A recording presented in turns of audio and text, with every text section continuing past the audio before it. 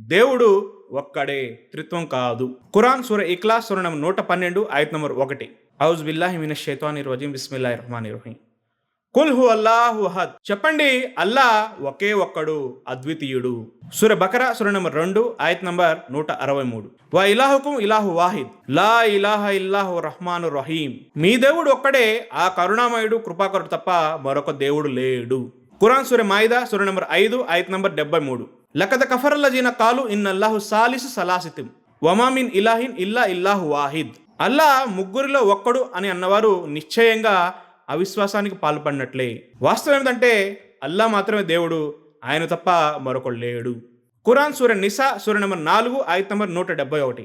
వలా తకూలు సలాసా ఇంతహు ఖైరల్లకుం ఇన్నమల్లాహు ఇల్లాహు వాహిద్. ముగ్గురు అని అనకండి, ఇలా అనటం మానేయండి, ఇది మీకే శ్రేయస్కరం, అల్లా ఒక్కడే దేవుడు. ఇప్పటివరకు మనం చూసాం, ఖురాన్ ప్రకారం దేవుడు ఒక్కడు, త్రిత్వం కాదు.